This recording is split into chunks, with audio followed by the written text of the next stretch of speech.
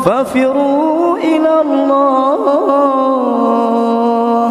إني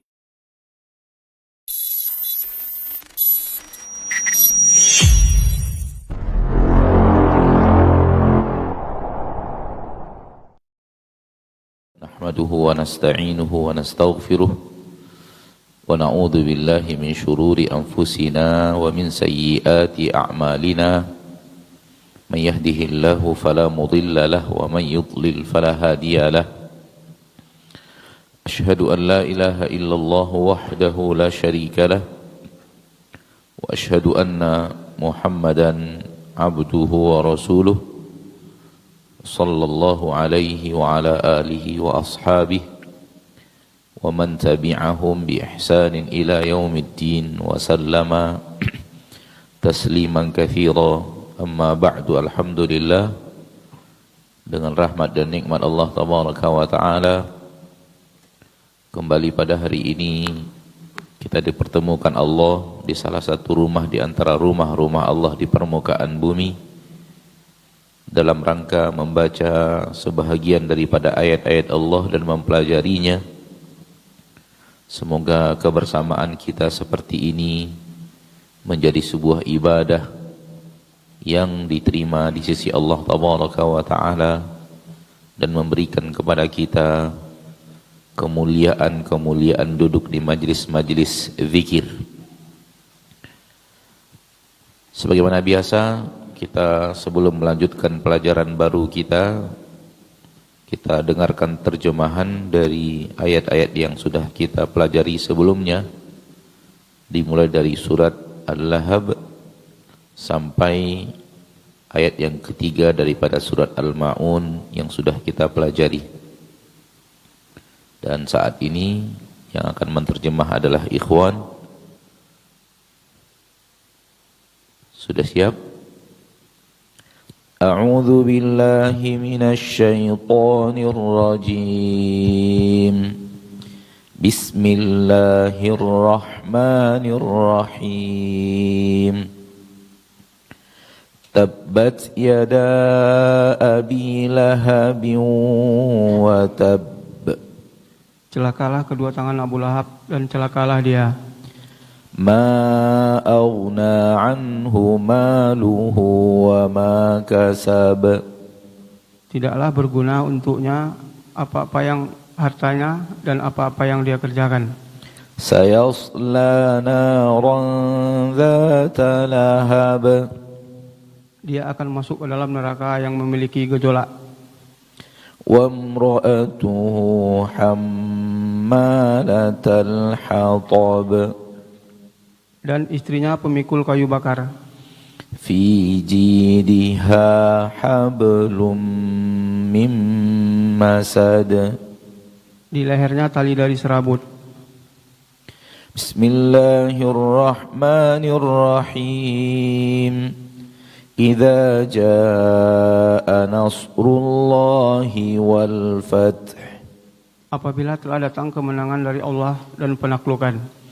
Wa ra'aitan nasa yadkhuluna fi dinillahi afwaja. Dan engkau melihat manusia akan masuk ke dalam agama Allah bergelombang-gelombang. Fasabbih bihamdi rabbika wastaghfir innahu kana tawwaba. Maka bertasbihlah dengan memuji Rabb engkau dan memohonlah ampun kepadanya. Sesungguhnya dia Allah yang Maha Penerima taubat. Bismillahirrahmanirrahim. Qul ya ayyuhal kafirun. Katakanlah wahai orang-orang kafir. La a'budu ma ta'budun. Tidak aku mengibadati apa yang kalian ibadati. Wala antum 'abiduna ma a'bud. Dan tidak kalian mengibadati apa yang aku ibadati. Wala ana 'abidum ma 'abadtum. Dan tidak aku mengibadati apa yang kalian ibadati, ولا أنتم عابدون ما أعبد dan tidak kalian mengibadati apa yang aku ibadati. لكم دينكم ولي دين. Untuk kalian agama kalian, untukku agamaku. بسم الله الرحمن الرحيم. إنا أعطيناك الكوثر Sesungguhnya kami memberi engkau sungai Al-Kautsar. فصل لربك وانحر. Maka solatlah untuk Rabb engkau dan menyembelihlah. إن شانئك هو الأبتر. Sesungguhnya pembenci engkau dia yang terputus. بسم الله الرحمن الرحيم. أرأيت الذي يكذب بالدين. Apakah engkau melihat orang yang berdusta dengan agama? فذلك الذي يدع اليتيم. Maka itu adalah orang-orang yang menghardi anak yatim. ولا يحض على طعام المسكين. Dan tidak mengajak untuk memberi makan orang miskin. Sampai di sini pelajaran kita dalam pelajaran-pelajaran tafsir kita dan pelajaran-pelajaran mengasah kemampuan untuk bisa menterjemah Al-Quranul Karim sehingga mengerti maknanya dan mudah-mudahan membawa kita untuk mentadabbur, menghayati isi kandungannya, dan mudah-mudahan membawa kita untuk hanyut di dalam maknanya ketika membacanya, baik di luar salat apatah lagi di dalam salat.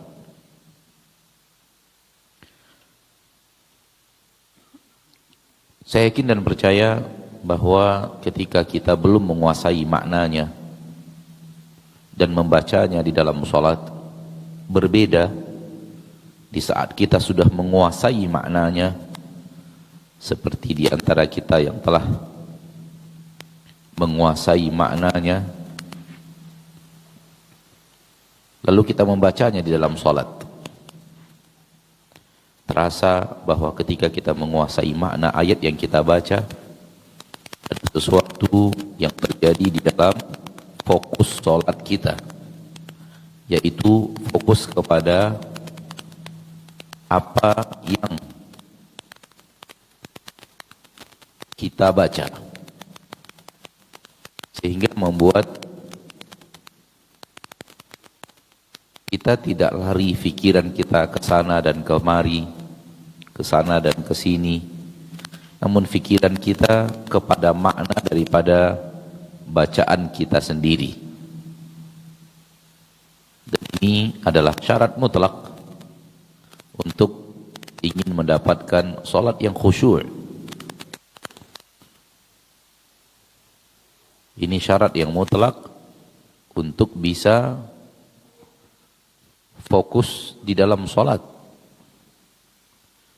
Syarat mutlak agar fikiran kita tidak lari kemana-mana, tapi larinya adalah kepada apa yang kita baca. Insya Allah itu telah terjadi, saya yakin, seyakin-yakinnya. Berbeda ketika kita membaca Al-Quran di dalam salat, belum mengerti arti dan maknanya, dengan sekarang telah mengerti arti dan maknanya dan mempelajari tafsir daripada ayat tersebut. Baik, kita masuk kepada ayat berikutnya, yaitu ayat yang keempat sampai terakhir insyaallah dari surat Al-Ma'un. Fawailul lil musallin alladzina hum an salatihim sahun alladzina hum yura'un wa yamna'unal ma'un. Ayat yang keempat dari Surat Al-Ma'un. Fawailul lil musallin, ada fa, ada wailun, ada li, ada al-musallin.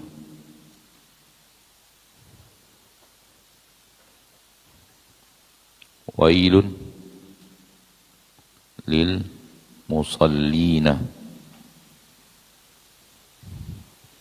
Ada 4 kalimat, ada 4 kosakata, 4 mufradat. Dari 4 ada 2 yang sudah kita pelajari, yaitu fa yang bermakna maka. Kemudian li yang bermakna untuk dan bagi.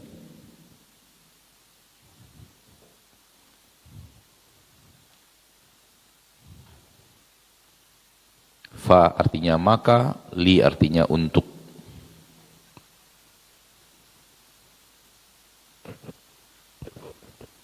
Lakum dinukum waliyadin. Itu dia li yang ada di dalam ayat. Tinggal 2 kata lagi, yaitu wailun. Wailun artinya celaka.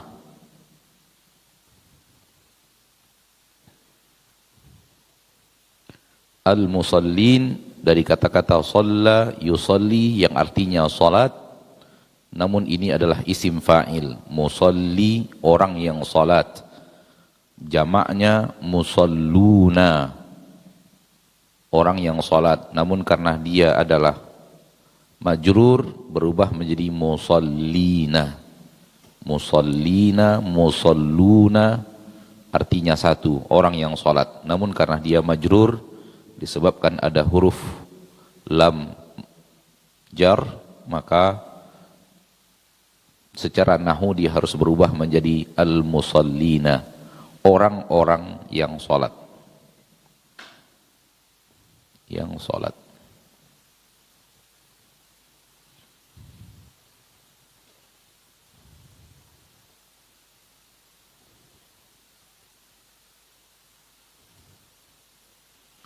Tidak ada fi'il di sini, tidak ada fi'il madhi, tidak ada fi'il mudhari', maka tidak ada yang akan kita sharafkan.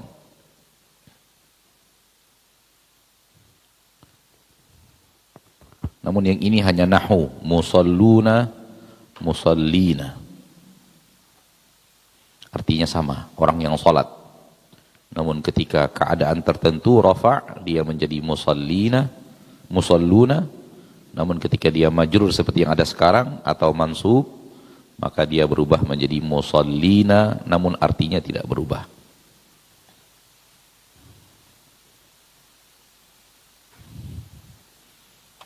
Sudah dicatat? Karena kita lanjut ke ayat berikutnya. Hukum nahwu. Hukum nahwu. Kita tidak belajar nahwu. Kita hanya menyentuh sedikit tapi tidak belajar. Nahwu masalahnya panjang. Grammar dalam bahasa Arab. Nahwu itu adalah grammar dalam bahasa Arab. Perubahan baris akhir. Kitabu, kitabi, kitaba, menentukan itu nahwu. Kenapa dia kitabu, kenapa dia kitabi, kenapa dia kitaba. Wailun, wailan, wailin. Huruf akhirnya berubah-ubah. Musalluna, musallina, berubah di akhirnya. Perubahan akhir disebut nahwu. Yang kita pelajari di sini shorof. Perubahan kata ganti dari kata kerja. Adapun ini nahwu. Apakah dia baris bawah, apakah dia baris dhammah, apakah dia baris fathah atau kasrah, ataukah dia sukun. Mempelajari itu namanya nahwu, dan pelajarannya agak panjang dan rumit. Sehingga kita tidak belajar nahwu. Nahwu kita tidak pelajari. Karena artinya tidak berbeda. Arti tidak berbeda. Kitabu, kitaba, kitabi, artinya kitab. Al-maktabu, al-maktaba, al-maktabi, artinya meja. Enggak berubah arti sama sekali. Oleh karena itu kita tidak belajar nahwu. Ada ilmu bahasa Arab namanya nahwu. Nah, perubahan-perubahan akhir ini namanya nahwu. Dan dari awal kita sudah katakan kita tidak memperdalami nahwu. Karena ilmu nahwu banyak, panjang. Ilmu nahwu banyak dan panjang dan butuh konsentrasi yang jauh lebih tinggi daripada terjemahan. Kalau kita masuk ke nahwu nanti antum terikat ke nahwu lupa terjemahnya. Sementara kita targetnya adalah terjemahan. Sudah dicatat? Kita pindah kepada ayat berikut karena dia terikat. Karena dia adalah makna yang terikat, makna yang nyambung, tidak berhenti sampai di sini. Karena kalau berhenti sampai di sini, kacau ini artinya. Ya kan? Kalau berhenti sampai di sini artinya menjadi rusak. Celaka orang yang sholat. Orang sholat yang celaka. Oleh karena itu harus disambung dengan ayat berikutnya. Bukan orang yang sholat yang, semua orang yang sholat, namun fawailul lil musallin alladzina hum, ada alladzina, ada hum, an salati him sahun.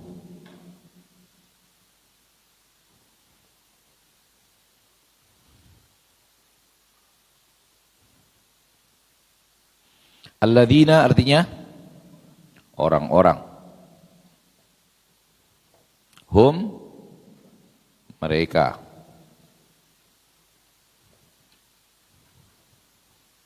An sudah kita pelajari belum?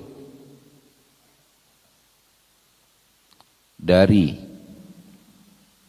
atau untuk juga.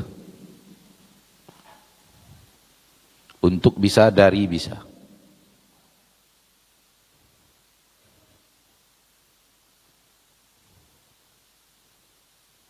Tergantung kondisi yang pas terjemahan dalam bahasa Indonesia. Hum mereka juga. Ada bahasa Arabnya kita belum pelajari, namun artinya kita pasti tahu.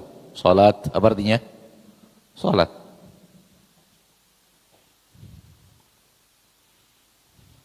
Satu, dua, tiga, empat, lima, 6 mufradat, 6 kosakata, 5 sudah kita pelajari.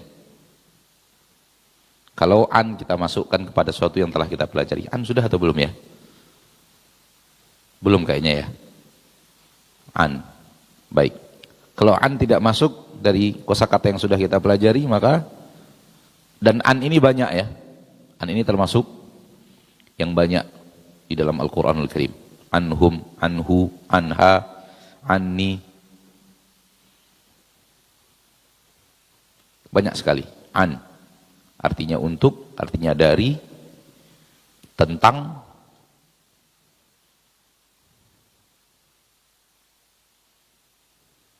Sahun orang-orang yang lalai.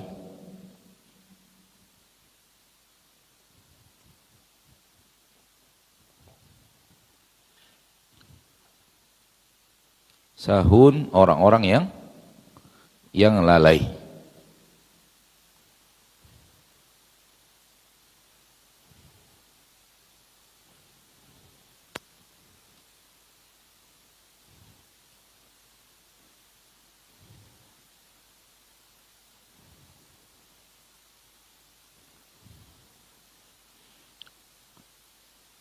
Ayat yang kelima dari surat Al-Ma'un, alladzina hum an salatihim sahun, alladzina orang-orang yang, hum mereka, an dari, salat him mereka, salat mereka, sahun lalai. Orang-orang yang mereka, kalau kita terjemahkan ke dalam bahasa Indonesia yang sesuai dengan susunan Indonesia, susunan bahasa Indonesia, maka kita akan terjemahkan mereka adalah orang-orang yang lalai dari melaksanakan sholat mereka. Sudah selesai. Itu makna terjemahan bebas yang merupakan susunan yang terbaik dari kalimat ini. Namun sekali lagi kita tidak seperti itu belajarnya, kita belajarnya per huruf dan per kata, karena kita melatih begini susunan bahasa Arab. Namun terjemahan bebas silahkan diterjemah dan tidak lari dari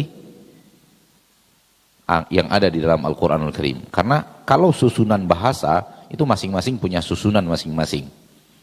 Beginilah susunan bahasa Arab, uslub bahasa Arab. Dan sudah kita katakan bahasa masing-masing punya cara menyusun masing-masing, cara redaksi susunan masing-masing. Indonesia punya cara tersendiri, Inggris punya cara sendiri, Arab apatah lagi punya cara yang sangat unik dalam susunan bahasanya. Kalau kita bicara terjemahan bebas, maka terjemahkan sesuai dengan ayat yang ada, secara susunan bahasa. Orang-orang yang mereka dari solat mereka adalah orang-orang yang lalai. Inilah terjemahan dari mufradat al-ayat. Dan ini yang dimaksud dari orang yang sholat yang ada pada ayat yang keempat. Yang dimaksud dari orang yang sholat yang ada di sini adalah mereka yang ada di sini. Yaitu orang yang sholat namun sholatnya lalai. Siapa saja orang yang sholatnya lalai? Beraneka ragam. Satu, munafikin, yang sholatnya hanya di depan orang, tak ada orang dia tidak sholat.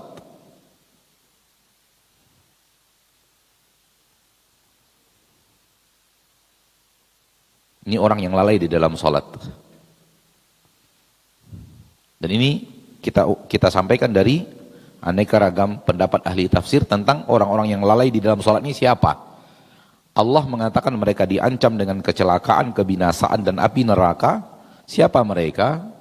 Beraneka ragam tafsiran dari ahli tafsir. Kita buatkan rurutannya. Pertama, munafikin. Munafik. Munafik itu siapa? Orang yang kafir di dalam hatinya, memperlihatkan keislaman di anggota badannya, sehingga orang mengira dia mukmin padahal dia orang kafir. Ini munafik. Apa yang mereka lakukan? Karena mereka berpura-pura Islam, maka mereka pura-pura sholat. Padahal hati mereka tidak mau sholat. Kalau tidak ada orang, maka tidak akan sholat.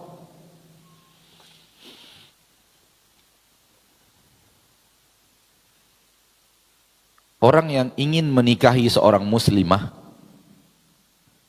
dan muslimah itu kekeh kalau dia tidak masuk Islam, tidak mau dinikahi, lalu dia kemudian pura-pura masuk Islam, hatinya tidak mau Islam, ini munafik. Munafik zaman sekarang. Ada di negeri kita? Ada. Dia punya target. Nikahi, setelah itu tarik kepada agamanya. Jadi dia masuk Islamnya hanya pura-pura. Agar si wanita ini mau dinikahi, nun di dalam hatinya yang sangat jauh di dalam, dia sebenarnya benci Islam.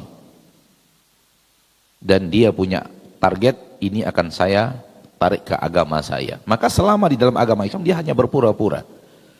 Ketika dia beragama Islam berpura-pura, apakah dia sholat? Sholat atau tidak? Sholat. Malu mertua, malu tetangga, malu sama istri. Tapi kalaulah tak ada mertua, tak ada istri, tak akan sholat. Karena memang dia tidak muslim. Pura-pura saja menjadi orang Islam.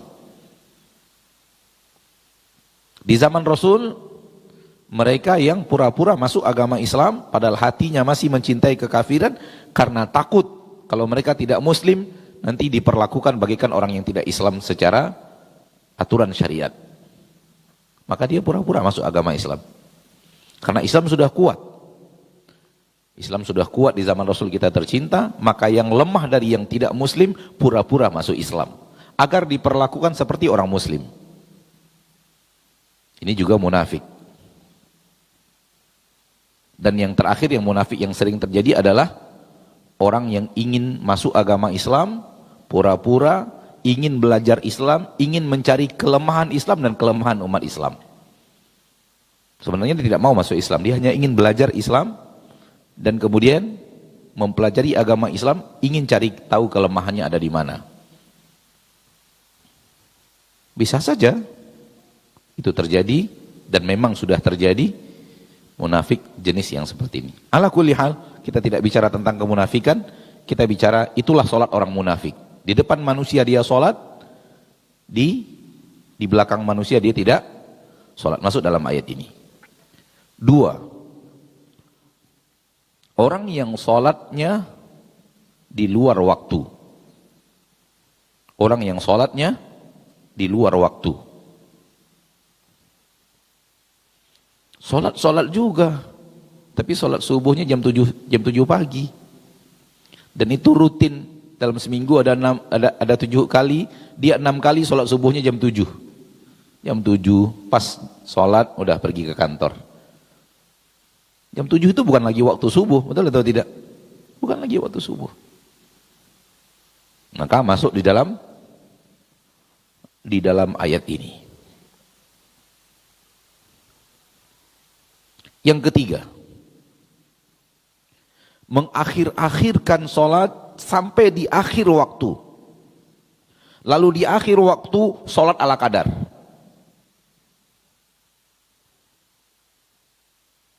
Asal ruku, asal sujud, asal baca, yang penting sholat. Itu pun di akhir-akhir waktu.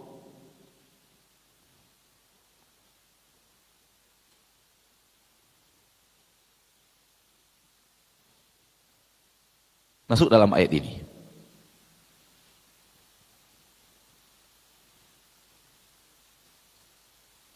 Jadi ketika mau sholat subuh, itu sudah betul-betul matahari sudah hampir terbit. Sholat ala kadar.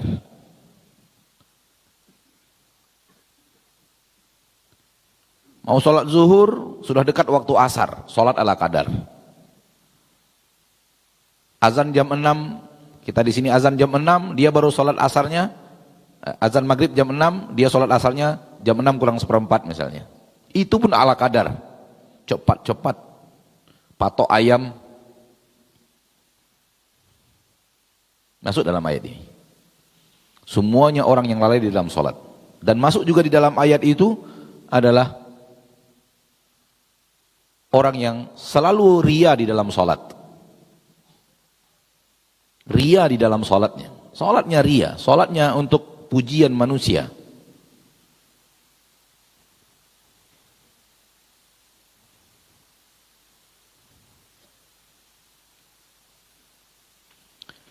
Empat kategori tadi, itu kategori berat.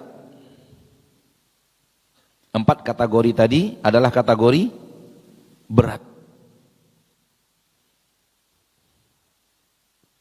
Yang ancaman dari ayat ini sangat dahsyat.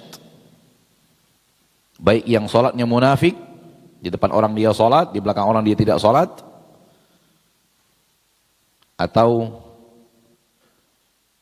di luar waktu dia sholat, atau selalu sifatnya mengundur-undur sholat sampai di akhir waktu kemudian dia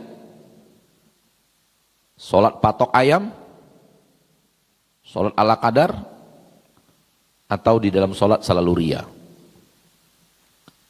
Termasuk salah dan mendapatkan jatah ancaman, walau tidak ancaman berat seberat ini yang tadi adalah orang yang satu, yang ketika sholat tidak menyempurnakan gerakan dan bacaan.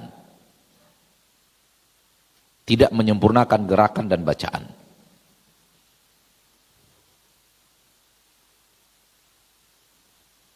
Atau tidak menyempurnakan pakaian.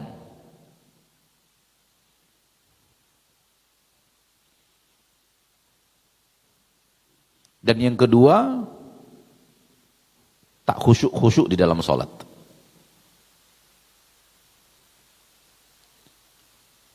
Selalu dalam sholatnya pikirannya lari, pergi kemana-mana. Apa itu khusyuk? Khusyuk adalah badanmu dan hatimu sholat bersama-sama, itu dia khusyuk. Ragamu dan jiwamu sholat barengan, itu dia khusyuk. Tidak hanya badan yang ruku, hati ikut ruku. Tidak hanya raga yang sujud, hati ikut sujud.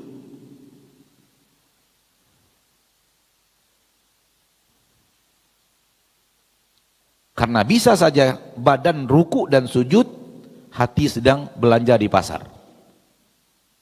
Hati sedang menghitung-hitung keuntungan tadi pagi. Dan larinya bisa beraneka ragam. Mikirkan ini, mikirkan itu, mikirkan ini, mikirkan itu, sampai kepada memikirkan maksiat di dalam sholat. Bisa atau tidak? Bisa, sangat bisa. Karena pikiran beraneka ragam. Tak bisa kita buat garisan bahwa inilah pikiran itu bebas terjun kemana saja. Dan ketika itu ada di dalam sholat dan pikiran itu bukan pikiran sholat, itu dia orang yang tidak khusyuk. Hanya badannya aja yang ada di situ. Pikirannya nggak ada di sana. Hanya zahirnya saja yang ada di situ, batinnya nggak ikut sholat. Dan itu selalu terjadi pada dirinya. Masuk dalam ancaman ayat ini. Fawailul lil musallin, celaka untuk orang-orang yang sholat, yang mereka di dalam sholatnya lalai. Tentang sholatnya lalai. Dari sholatnya lalai. Apabila terjadi kelalaian di dalam sholat kelalaian, namun jumlahnya sedikit, ini fitrah manusia.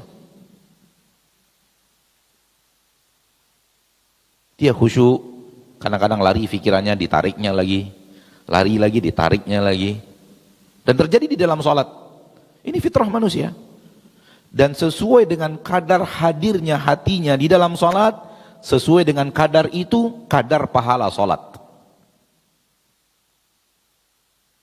100% sholat, 100% dia hadir di dalam sholat, dia khusyuk di dalam sholat, 100% pahalanya. 90% hadirnya, 90% sholatnya. 75% hadir hatinya, 75% pahala sholatnya. 50% maka 50% pahalanya. 30% maka 30% pahala sholatnya. Pahala sholat tergantung khusyuk. Ini menunjukkan bahwa ketika dia sholat, lari, ditariknya lagi. Lari, hadir lagi khusyuknya. Lari, hadir lagi khusyuknya. Ternyata yang hadir hanya 60%. Maka pahalanya 60%. Namun setiap sholat selalu mikir kemana-mana, badan itu hanya berdiri, raga saja. Dan indikasi, salah satu indikasi orang yang fikirannya lari kemana-mana dan tidak konsentrasi dalam fikirannya dalam sholat, khusyuknya tidak hadir, biasanya gerakan badannya tidak bisa tenang. Itu biasanya. Maka orang yang badannya, itu biasanya indikasi pikirannya udah lari kemana-mana. Mungkin lagi main bola mungkin. Oper sana, oper sini. Indikasi orang yang khusyuk sholat akan tenang. Umar bin Khattab radhiyallahu taala anhu melihat ada orang yang goyang-goyang salat, lalu mengatakan, "Lau khasha'a hadza la sakanat jawarihuh." Kalau orang ini khusyuk di dalam salat, maka anggota badannya akan tenang. Nah, atau lihat kuku gitu ya. Ada orang gigit-gigit kukunya pas salat. Ini ngapain salat? Terlihat dari gerakan sholatnya, sudah tenang saja, sudah berusaha fokus, iblis punya cara untuk nariknya. Lalu bagaimana kalau sholatnya seperti yang tadi kita katakan? Kita ulangi. Fawailul lil musallin. Maka celaka untuk orang-orang yang sholat. Kalau baca Al-Quran jangan berhenti sampai di sini. Maksudnya, fawailul lil musallin, tutup Al-Quran, berhenti, nggak boleh. Harus sambung. Alladzina hum an salatihim sahun. Berhenti, silahkan. Misalnya, kebelet mau ke toilet, pas baca surat Al-Ma'un.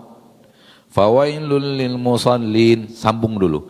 Alladzina hum an salatihim sahun, tutup Al-Quran, pergi ke toilet. Jangan fawailul lil musallin, tutup Al-Quran. Karena artinya jauh 180 derajat dari arti yang diinginkan Allah. Allah memuji orang-orang yang sholat. Namun kalau berhentinya di sini, terbalik, celaka orang-orang yang sholat. Namun apakah boleh ketika membaca surat Al-Ma'un secara lengkap, baca Al-Quran Al-Ma'un secara lengkap, berhentinya di ayat ini? wakafnya. Lalu mulai di ayat berikutnya, boleh atau tidak? Contoh, ketika baca Al-Quran, fawailul lil musallin, berhenti di situ. Alladzina hum an salatihim sahun. Boleh atau tidak? Jawabannya boleh. Sebagian ada yang mengatakan tidak boleh karena maknanya tidak benar. Yang sahih adalah boleh. Karena di situ wakaf sudah dibuat oleh Allah, wakaf Al-Quran. Berhentinya membaca Al-Quran, sambung. Yang tidak boleh itu berhenti di situ dan tidak nyambung, itu nggak boleh. Alladzina hum an salatihim sahun, orang-orang yang mereka dari salatnya adalah orang-orang yang lalai.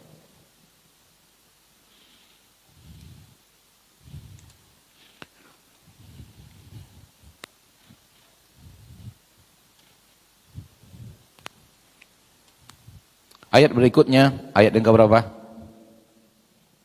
Ke-6. Alladzina hum yura'un. Alladzina hum yura'una. Yura'una. Anta, kok anta? Ana ya?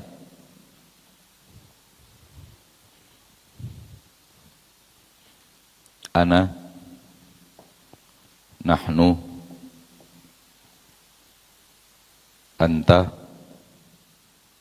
antum, huwa, hum.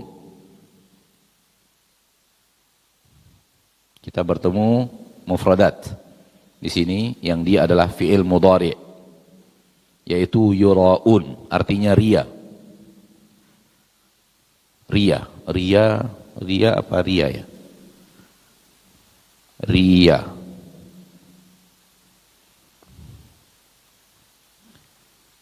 Orang-orang yang dia berbuat ria. Alladzina udah tadi kan? Hum sudah kan?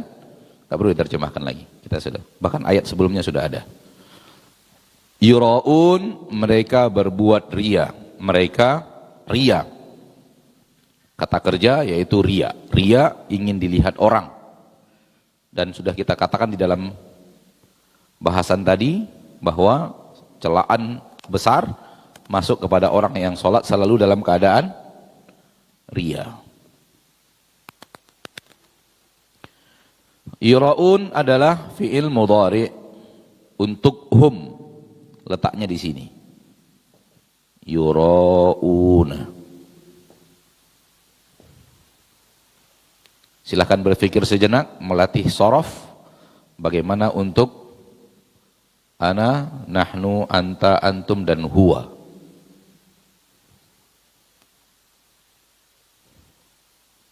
Ayo latihan.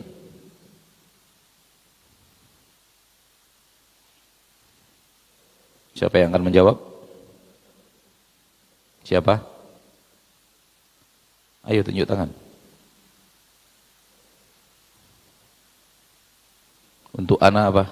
Siapa yang akan menjawab? Jangan semuanya, tunjuk tangan aja. Enggak ada? Belum berhasil kita belajar sorofnya kayaknya.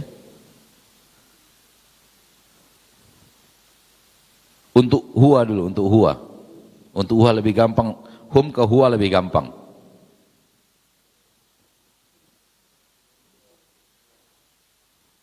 Yura'i.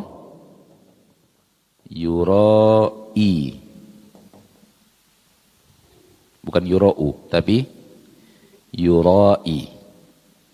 Nah, yura'i. Kalau sudah yura'i dapat di atas. Ana ura'i. Nahnu nura'i. Anta tura'i. Antum tura'una.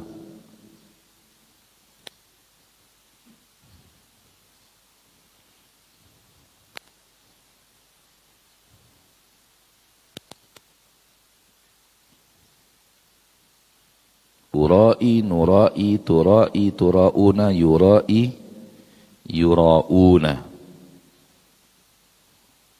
Ini sorof.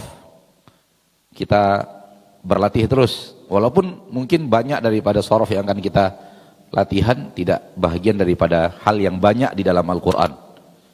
Akan tetapi kita latihan terus supaya fiil-fiil yang kita lalui kita bisa latihan sorofnya, karena di antara kalimat-kalimat di dalam Al-Quran seperti fa'ala, ja'ala, khalaqa, itu banyak sekali sorofnya di dalam Al-Quranul Karim.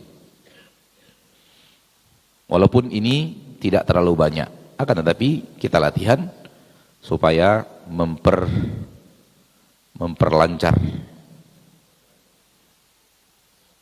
Maka ayat ini tegas menegaskan bahwa yang sholat tadi yang dikatakan celaka di dalam sholat dalam ayat sebelumnya adalah orang-orang yang lalai, kemudian mereka ria di dalam sholatnya. Dan ria adalah syirik kecil yang akan menghapus amal. Ria adalah syirik kecil dan dia adalah dosa besar. Syirik kecil, namun dia adalah dosa besar. Syiriknya yang kecil, dosanya besar. Kenapa? Karena ini lari dari ikhlas. Sementara Allah Tabaraka wa Ta'ala benar-benar menginginkan dari hambanya keikhlasan.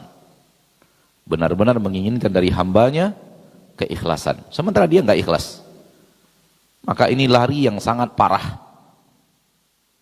Lari dari konsep agama yang sebenarnya yang sangat parah, yaitu ria. Allah ingin untuk Allah kita melakukannya untuk selain Allah. Allah ingin untuk Allah kita mengerjakannya, namun kita mengerjakan untuk selain Allah. Allah ingin untuk Allah, manusia mengerjakan tidak untuk Allah.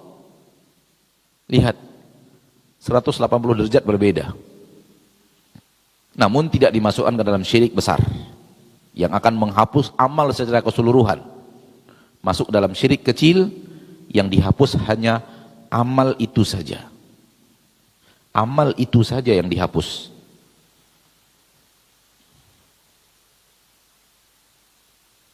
Allah tidak suka disekutukan, Allah ingin diesakan. Sehingga seluruh yang bernama sekutu bagi Allah itu adalah penyelewengan berat. Itu adalah penyelewengan berat dalam agama Islam.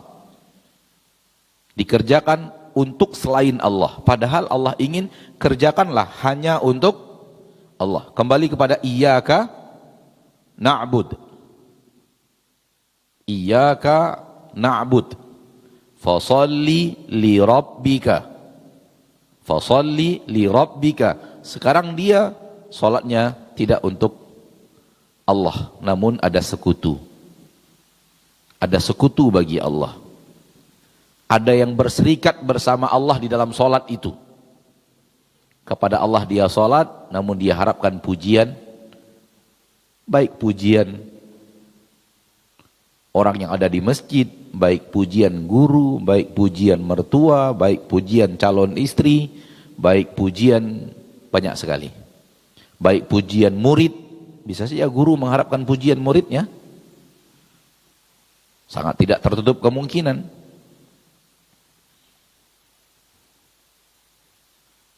Maka ria adalah syirik kecil dan dosa besar. Kita disuruh mengikhlaskan ibadah untuk Allah semata. Dan yang diinginkan Allah dari kita benar-benar dilakukan hanya Allah. Hanya untuk mengharapkan ridho Allah, mendekatkan diri kepada Allah, ingin dipuji Allah, boleh. Boleh, ingin dipuji Allah boleh. Ingin dosa kita diampuni oleh Allah, ingin dapatkan pahala di sisi Allah, ingin dapatkan ridho Allah, ingin dapatkan surga Allah, semua ini ikhlas. Karena semuanya adalah mengarah kepada Allah Subhanahu wa ta'ala. Maka kalau kita sholat ingin mengharapkan surga Allah, itu tidak bertabrakan dengan keikhlasan. Ingin mengharapkan ampunan Allah, tidak bertabrakan dengan keikhlasan. Bahkan ketika kita sholat kepada Allah dan ingin Allah menyelesaikan perkara yang sedang menimpa kita, sholat kepada Allah, setelah itu kita minta, ya Allah selesaikan urusan saya. Ya Allah, saya sedang dalam masalah besar. Tujuan sholat awalnya dari situ. Ingin mendekatkan diri kepada Allah, ingin sholat, namun setelah itu ingin meminta kepada Allah agar Allah tabaraka wa ta'ala memberikan kepada kita solusi atas perkara yang sedang menimpa kita, musibah yang sedang menimpa kita, maka ini ikhlas. Karena larinya kepada Allah.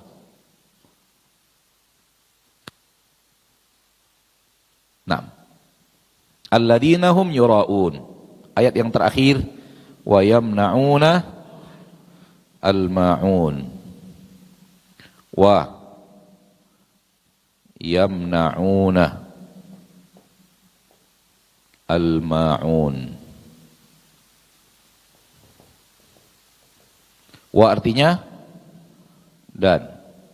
Al-ma'un sudah kita sampaikan kemarin di awal pertemuan. Apa arti al-ma'un? Di awal pertemuan kita bicara al-ma'un. Apa dia?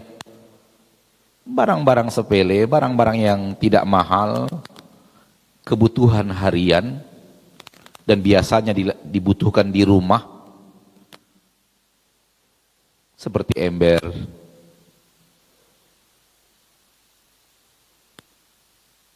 seperti kampak, gergaji, martil,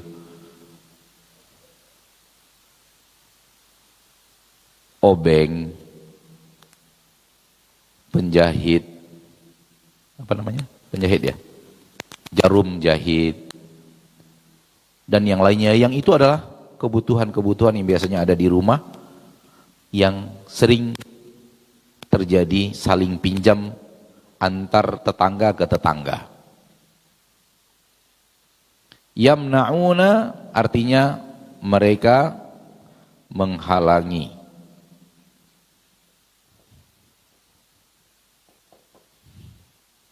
Mana'a artinya menghalangi. Yamna'una, mereka menghalangi. Di sini kita belajar sorof lagi.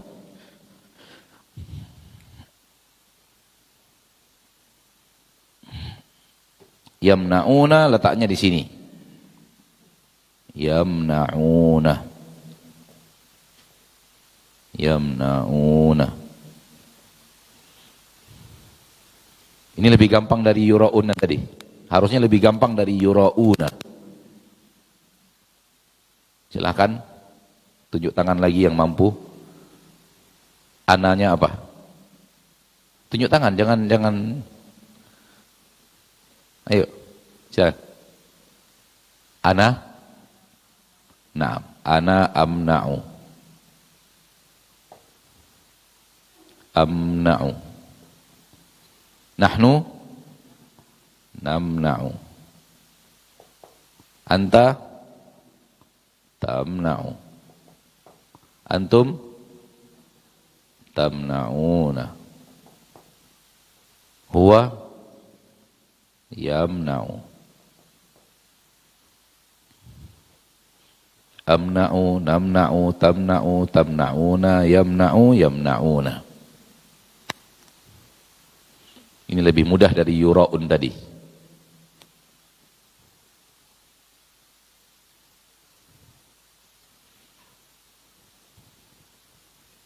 Wa yamna'una al-ma'un. Setelah Allah berbicara, dia tidak benar hubungannya dengan Allah, dia tidak beres hubungannya dengan Allah, Allah sekarang berbicara dengan tetangga dan manusia pun gak beres hubungannya. Tetangganya minjam dari dirinya gak mau minjamkan. Kawannya minjam, tidak mau minjamkan. Padahal yang dipinjam hanya al-ma'un. Padahal yang dipinjam hanya al-ma'un. Barang-barang yang tidak mahal, ember. Kalau ember saja dia nggak mau pinjamkan ke kawan dan tetangganya, orang seperti ini mau nggak pinjamkan mobil?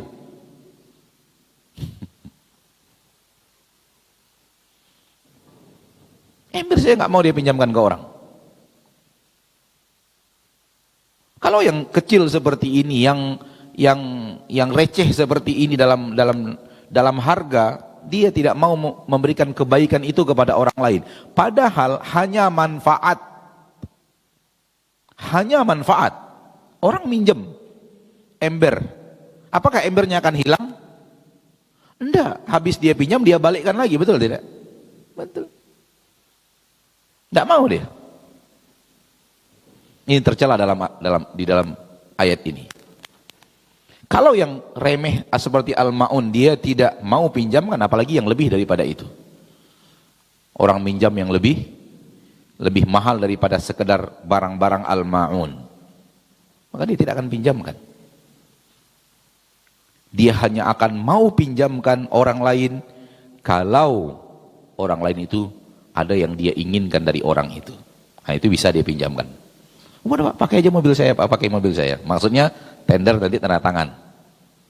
Gitu loh. Nah, itu bisa dia pinjamkan. Meminjamkan untuk memetik hasil di balik pinjaman itu. Inilah manusia-manusia yang hidupnya hanya untuk dunia. Sehingga akhirnya ketika berbicara orang yang tidak akan memberi kepadanya, dia tidak akan peduli.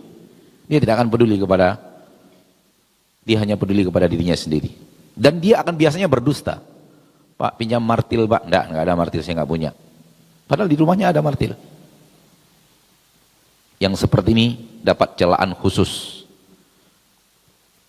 Dapat celaan khusus. Dan orang-orang yang bakhil seperti ini otomatis tak mau bayar zakat, malas bayar zakat, malas berinfak kepada anak yatim, malas tak mau untuk memberikan hartanya untuk masjid, untuk pesantren. Tidak akan. Ya, kalau al-ma'un saja dia tidak mau mengasih pinjam ke orang lain, padahal hanya manfaat, hanya ngasih manfaat, bendanya balik lagi ke dia, itu pun harganya receh dibanding harga-harga lainnya. Maka kalau dia tidak bisa minjamkan yang kecil seperti itu, maka yang lain pun tidak akan dia pinjamkan. Kalau yang meminjam itu murni minjam dan dia tahu tak akan dapat manfaat apa-apa dari orang yang dia pinjamkan itu.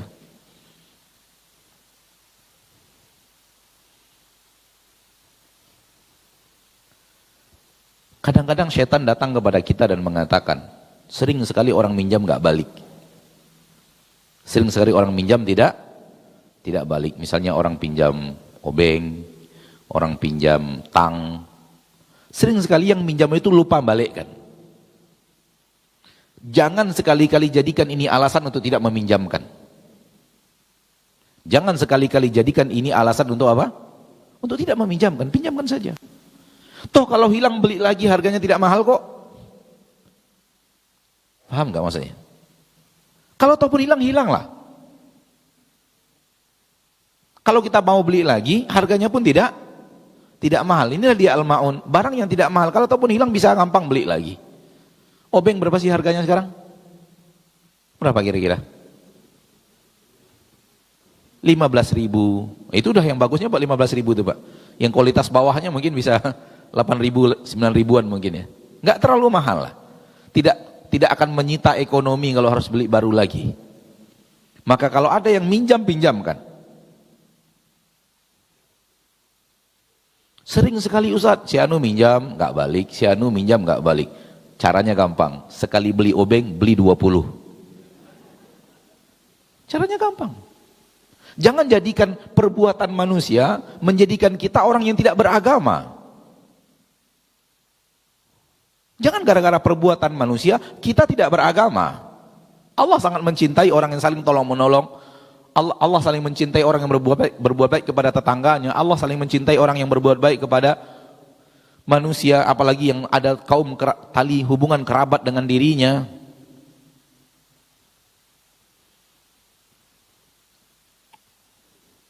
Kadang sebahagian manusia dia punya kebiasaan alat-alat harus lengkap di rumah. Obeng lengkap, ini lengkap, ada martil, ada bahkan ada, padahal dia bukan tukang ya, ada martil, ada alat ukur apa namanya, meteran dia punya, obeng-obeng dia lengkap. Suka karena kalau ketika dia ada sesuatu kebutuhan, dia tidak perlu pinjam ke tetangga. Nah ini paling sering dipinjam tak balik, dipinjam tak balik, dipakai orang lain tak balik. Jangan itu jadikan alasan untuk tidak meminjamkan. Jangan itu jadikan alasan untuk tidak meminjamkan. Kalau ataupun tak balik, beli lagi. Tak menyita ekonomi, tak menyita hal yang berat untuk dibeli lagi. Beli lagi, hilang beli lagi, hilang beli lagi. Kalau tidak mau, siapkan stoknya banyak-banyak di rumah. Kalau ada 20 kan, kalau balik ya masih ada 19. Satu lagi nggak balik masih ada 17 lagi. Maksud saya begitu, bukan harus beli 20 ya. Maksudnya begitu gitu. Buatkan stok untuk di rumah. Supaya kita mengamalkan agama kita dan tidak dicela oleh Allah. Orang minjam yang seperti itu kita tidak pinjamkan. Itu akan besar, Pak. Kadang-kadang kita siapkan di rumah kita tangga kita siapkan. Karena kadang-kadang kita butuh perbaikan lampu. Sulit untuk minjam-minjam ke orang lain. Sulit cari orang yang punya tangga. Sehingga kita siapkan tangga. Ada orang pinjam tangga nggak balik-balik tangganya. Tangga lumayan mahal loh Pak. Tangga harganya bisa 500 ribu, 600 ribu tangga. Kalau kita beragama dengan baik dan benar dipinjam orang nggak balik, ya udahlah beli tangga lagi. Tapi kayaknya tangga sudah tidak masuk al-ma'un itu. Udah mahal itu kayaknya itu. Hah? Kalau ember masih lah 25 ribu, 23 ribu ya. Serok sampah, sapu masih harga 23, 25 ribu nggak terlalu berat. Tapi kalau sudah 600-an, 700-an ribu, nah itu lumayan tinggi itu harganya. Cuman kadang-kadang yang minjam juga, apalagi kalau minjamnya itu sifatnya untuk gotong royong. Nah itu yang minjam lain, dan yang minjam nggak merasa punya kewajiban dia yang mengembalikan. Tadi saya pinjam tapi dipakai si anu, akhirnya entah di mana letaknya. Ya sudahlah, pinjamkan saja, beli lagi. Kalau memang Anda khawatir tidak dipinjamkan, begitu yang minjam, pegang dulu dia tangannya. Kamu yang bawa ngambil, harus kamu yang balikkan. Gak apa-apa. Kamu yang ngambil dari saya, syaratnya kamu yang balikkan. Jadi kalau dipakai orang lain, kerja gotong royong, awasi dan balikkan ke saya ini barang. Kadang-kadang yang minjam kakak kita, ipar kita, ada orang yang punya hubungan spesial dengan kita. Nggak ada cerita tidak pinjamkan saja. Orang Muslim adalah orang yang gampang dalam bermuamalah. Nah, ini dia pelajaran kita pada surat Al-Ma'un pada kesempatan yang berbahagia ini. Dan kita rubah sistem sedikit. Setelah selesai surat langsung kita bacakan. Dan kita hayati maknanya. Baru setelah itu kita buka tanya jawab. Karena kalau kita buka tanya jawab dulu untuk fokus lagi, butuh sedikit usaha. Maka kita akan bacakan surat Al-Ma'un dari awal sampai akhir. Yang kita lakukan adalah dengarkan bacaannya dan berusaha untuk faham bacaan itu, menghayatinya, mentadabburinya, berlatih untuk mahir mentadabburi ayat yang dibaca. A'udzu billahi minasy syaithanir rajim. Bismillahirrahmanirrahim. Ara'aita alladhi yukadzibu bid-din fadzalika alladhi yad'ul yatim wa la yahuddu 'ala ta'amil miskin. فويل للمصلين alladzina hum an salatihim sahun alladzina hum yura'un wa yamna'unal ma'un. Mudah-mudahan begitu terus kita latihan, dan yakinlah pasti berbeda. Pasti berbeda ketika kita membacanya tanpa tahu arti dan maknanya, tanpa tahu tafsirnya, akan berbeda dengan setelah kita mempelajari maknanya dan mengerti sedikit banyak tafsir daripada ayat tersebut. Ini dia pelajaran kita pada hari ini. Waktu yang tersisa kita gunakan untuk menjawab pertanyaan. Semoga kita bisa menjawab pertanyaannya, dan seperti biasa kita utamakan pertanyaan yang sesuai dengan materi.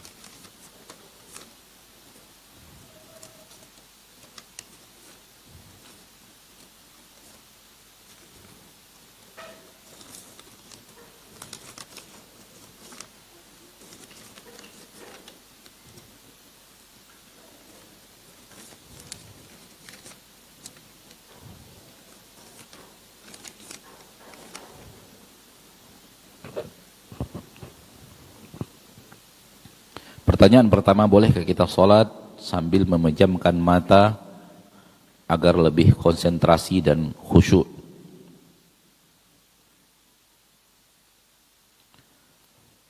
Ini sering terjadi kepada orang yang tidak tahu arti. Ini sering terjadi kepada orang yang tidak tahu arti. Sementara dia ingin khusyuk, akhirnya dia pejamkan mata untuk lebih fokus. Jadi terjadi kelemahan, akhirnya kita cari sesuatu untuk menutupi kelemahan itu.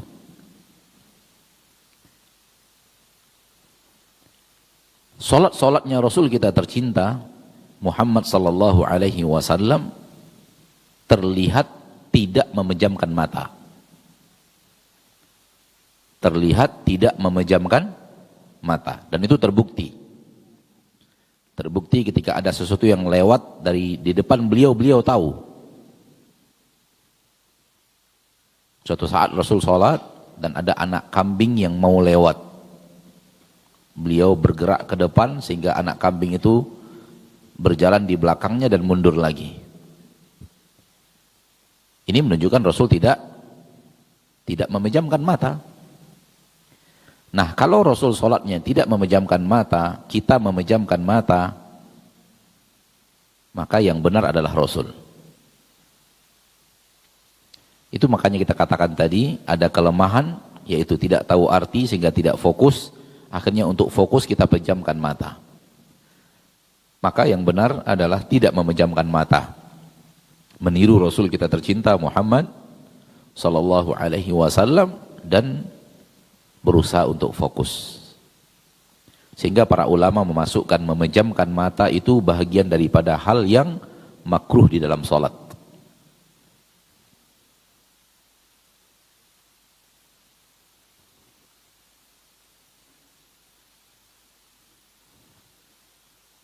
Bagaimana dengan sholat isya? Bisakah kita undurkan karena waktunya panjang?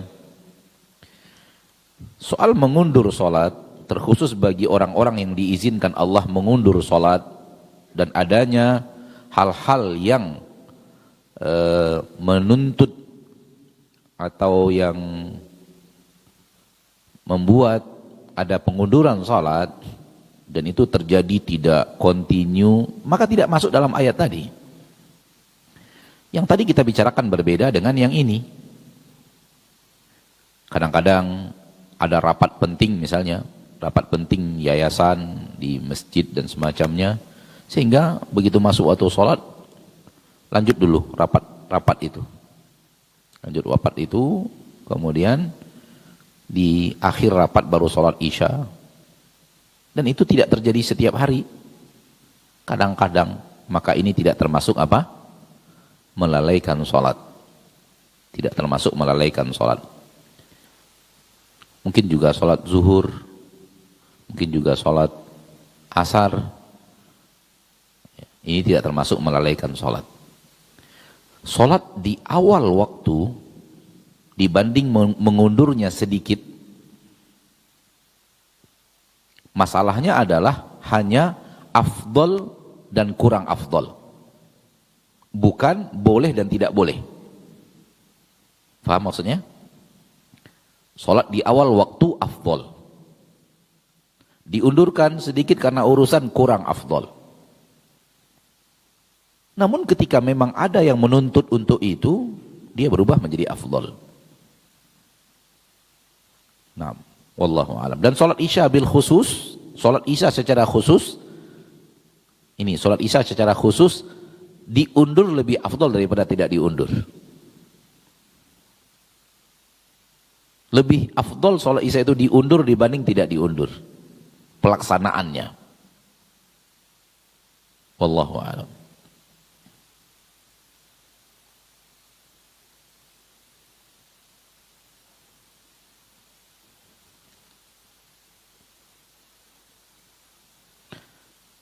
Rasulullah SAW pernah bersabda, laula an asyukka ala ummati la akhartu alaihimul isya. Kalau tidak akan memberatkan kepada umatku, aku akan undurkan pelaksanaan sholat isya. Melalui hadis ini para ulama mengatakan sholat isya beda dengan 4 sholat lainnya. 4 sholat lainnya afdolnya di awal waktu, khusus sholat isya kalau diundur, ketika memang ada hal diundur itu lebih afdol daripada di awal waktu. Wallahu a'lam.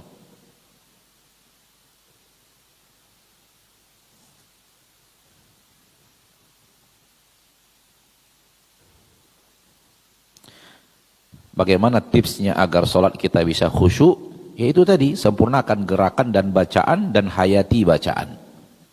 Sempurnakan gerakan dan bacaan lalu hayati bacaan. Pikiran kita jangan kemana-mana. Sholatlah dengan raga dan jiwa. Sholatlah dengan zahir dan batin. Itu dia khusyuk. Bolehkah membaca ayat Al-Quran hanya separuh surat saja? Boleh. Kalau mau baca Al-Baqarah masa harus sampai selesai? Yang ada makmumnya lari. Boleh, nggak ada masalah. 6.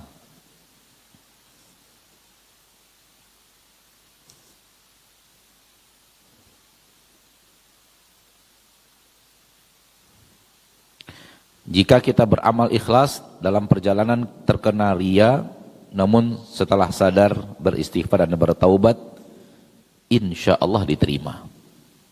Rabb kita maha pengasih dan penyayang.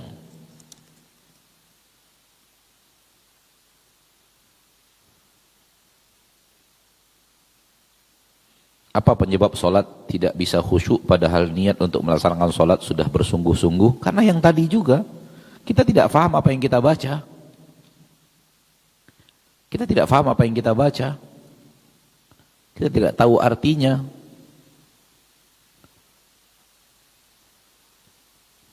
Dan penyebab banyak hati yang lari dari sholat, kata para ulama, dunia. Penyebab hati banyak lari dari sholat adalah dunia. Itu bagi yang mengerti arti loh. Perkataan para ulama yang ada dalam kitab-kitab para ulama bahwa penyebab hati lari banyak dari sholat adalah sebabkan dunia, itu bagi orang yang tahu arti. Bagi orang yang tidak tahu arti, penyebab yang paling banyak membuat dia tidak khusyuk adalah tak tahu arti yang dia baca, tak tahu arti yang dia dengarkan dari imam, sehingga bagaimana dia bisa fokus, apalagi sholatnya panjang. Maka tahu arti adalah hal yang sangat penting untuk bisa khusyuk. Dan Dan bacaan sholat itu 8. Bacaan sholat itu 8. 7-nya permanen. Itu aja bacaan sholat itu yang 7 poin itu aja bacaan sholat itu.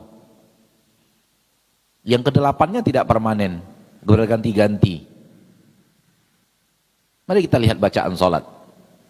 Doa iftitah, Al-Fatihah, bacaan ruku, bacaan i'tidal, bacaan sujud, bacaan duduk di antara 2 sujud, bacaan tasyahud. Permanen tidak ini? Permanen. Sehingga harus belajar kita artinya apa. Harus tahu kita artinya apa bacaan ini. Kalau ingin sholat kita khusyuk. Hanya satu yang tidak permanen nomor 8. Yaitu bacaan setelah Al-Fatihah. Ini dia yang sedang kita pelajari.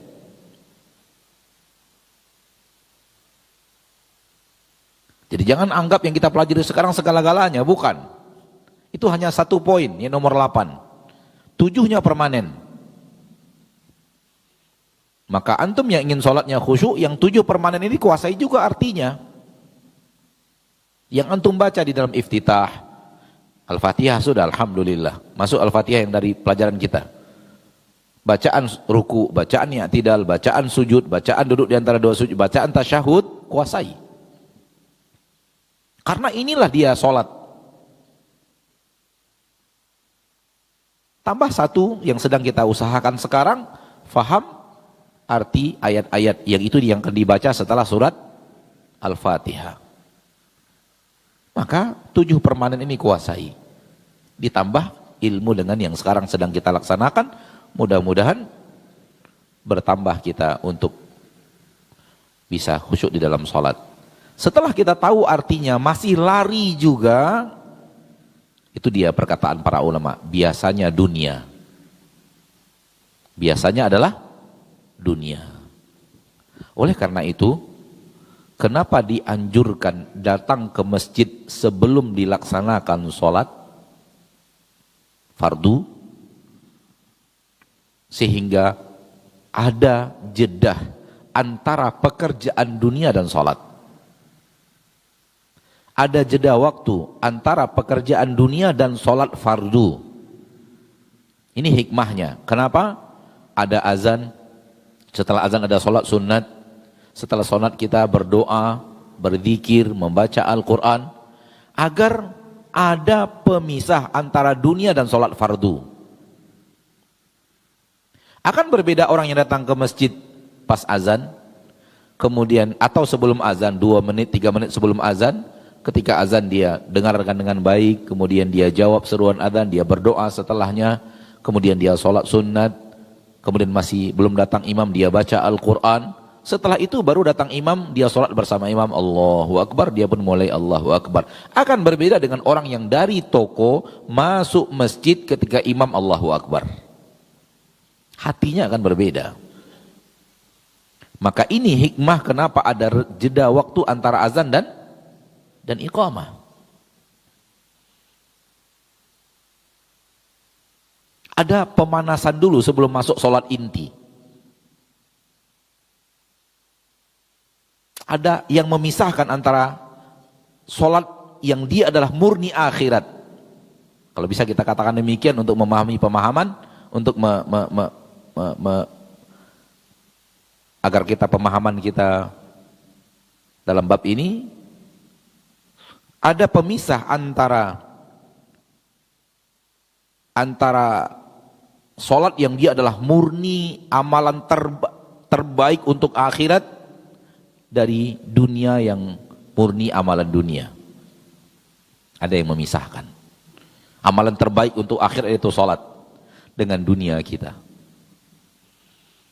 Maka semakin cepat kita ke masjid baca Quran dulu, sholatnya akan semakin lebih baik biasanya. Karena ada jeda waktu antara dunianya. Namun bukan itu yang paling penting. Yang paling penting di hati. Karena penyebab larinya banyak orang dari fokus sholat adalah urusan dunia. Ya, urusan dunia banyak lah. Jual beli, hutang piutang, pembicaraan tadi yang kita bicarakan dengan orang-orang sebelum sholat. Sekarang ini dunia tontonan yang kita tonton sebelum sholat. Apalagi? Ya perkara-perkara yang beraneka ragam lah. Hutang piutang, urusan keluarga, kita dan istri, kita dan tetangga, kita dan kawan. Akhirnya terjadi apa? Gangguan di dalam sholat karena urusan dunia. Cara yang terhebat, putuskan cinta dunia berlebihan. Dan anggap urusan dunia itu urusan sepele. Wallahu a'lam bis-shawab.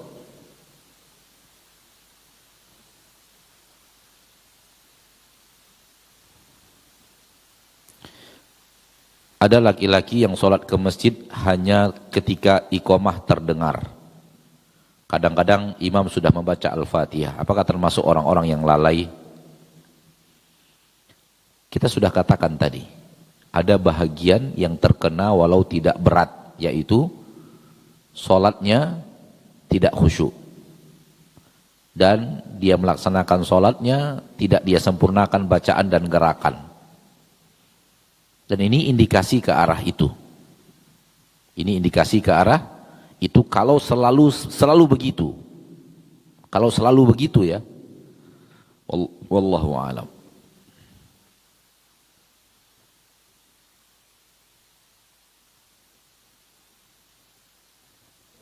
Pertanyaan ini berkaitan dengan apa yang sudah dipelajari minggu yang lalu tentang mengkafalah anak yatim. Diberikan muqaddimah dulu supaya pertanyaannya dibacakan. Mantap. Bolehkah kita mengkafalah anak yatim dengan cara bersama-sama? Semisal 2 atau 3 orang mengkafalah satu anak yatim, namanya shadaqah. Namanya apa? Shadaqah. Bukan kafalah lagi namanya. Satu anak yatim kita kafalah 5 orang. Bukan kafalah namanya shadaqah. Urunan untuk anak yatim. Kalau kafalah 1 orang kita. 1 orang kita. Kan sudah kita katakan kemarin, anggap dia salah satu di antara anak kita. Anggap dia salah satu di antara anak kita. Dia punya kebutuhan seperti kebutuhan anak kita. Berikan dia nafkah seperti kita menafkahi anak kita. Wallahu a'lam.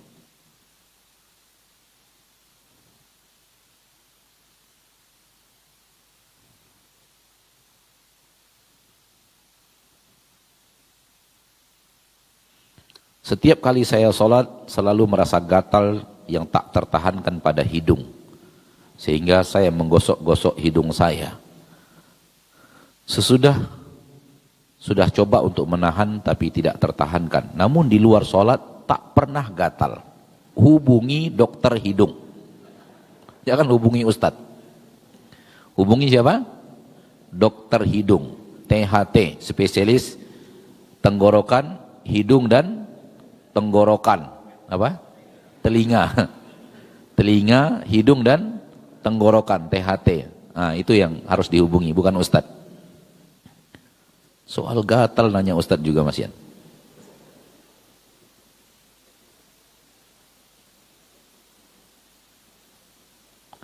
Anak laki-laki berusia 13 tahun sudah ada tanda-tanda mumayyiz, apakah bisa jadikan mahram sampai dia balik? Sampai dia mimpi basah. Kalau dia sudah mimpi basah berarti dia sudah balik. Sampai usia balik baru bisa dijadikan mahram. Karena syaratnya adalah sampai di usia balik. Apa hukumnya seorang yang murtad pada saat meninggal dunia diselenggarakan secara Islam? Tidak boleh. Orang murtad tidak boleh diselenggarakan secara Islam. Ini batil. Orang murtad berarti tidak Islam lagi. Kafir, keluar dari agama Islam, diselenggarakan dengan agama dia yang dia mati dia yang bukan Islam, wafat dalam keadaan kafir, hukum syariat adalah tak ada gunanya. Walaupun yang berdoa itu Nabi Muhammad SAW, tidak ada gunanya. Kalau ada gunanya, Nabi akan mendoakan pamannya Abu Thalib. Nabi loh. Jangan anggap ketika kita selenggarakan secara Islam, walau kita tahu dia wafat di atas kemurtatan, di atas agama selain Islam itu akan bermanfaat untuknya. Siapa kita? Siapa kita dibanding Rasul kita tercinta Muhammad sallallahu alaihi wasallam?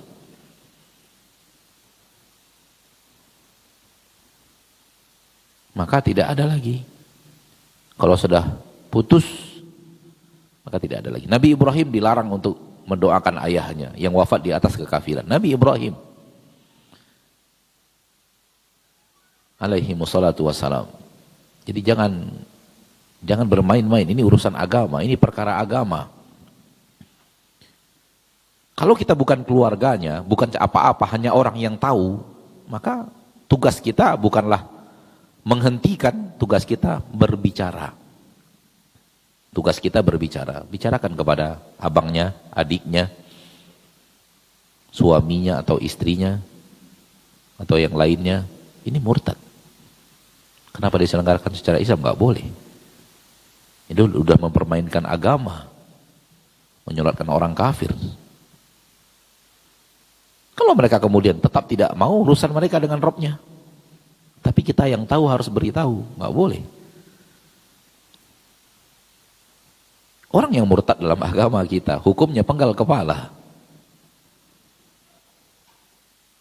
Kalau ada khilafah Islamiyah yang hak, kalau ada khalifah yang hak dilaksanakan hukum Islam, Rasulullah SAW bersabda,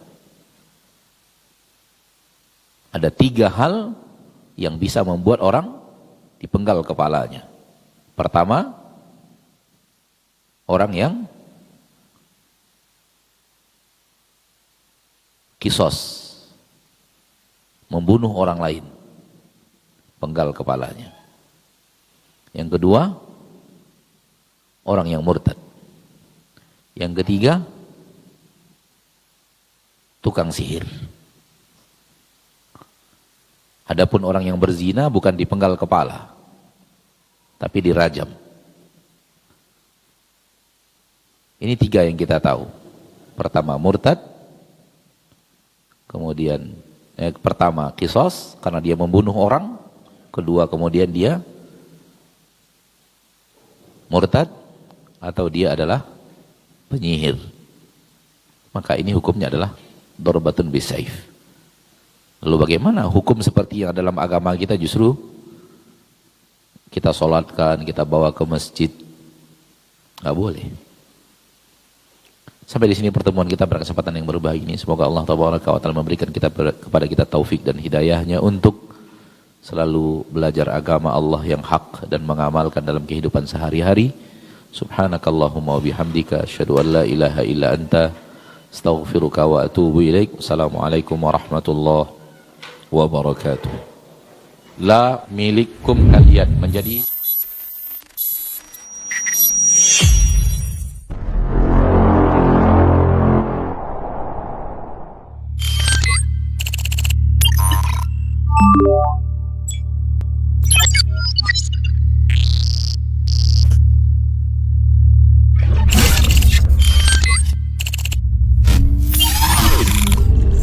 Bismillahirrahmanirrahim. Alhamdulillah. Salatu wassalamu ala Rasulillah wa ala alihi wa sahbihi wa man wala. Tidak ada yang bisa kita ucapkan saat ini kecuali memuji Allah SWT yang telah menampakkan dakwah tauhid dan juga dakwah sunnah di daerah ini di Riau. Termasuk di antaranya adalah apa yang dilakukan, proyek yang insya Allah akan dilaksanakan oleh saudara-saudara kita di sini, pembangunan Markaz Sunnah Nusantara. Masjid sekaligus menjadi pusat pembelajaran bagi para santri dan juga santriwati. Tentunya ini adalah kesempatan bagi kita semuanya untuk bisa memiliki peran dalam meninggikan kalimat Allah, dalam menegakkan sunnah di bumi Allah SWT. Kesempatan yang sangat bagus menginfakkan sebagian dari harta kita dengan ikhlas karena Allah SWT. Dan tentunya orang yang pertama kali akan mengambil manfaat dari harta yang dia infakkan di jalan Allah SWT adalah dirinya sendiri. Man amila salihan fali nafsi. Barang siapa yang mengamalkan sebuah amal soleh, maka itu adalah untuk dirinya sendiri. Proyek ini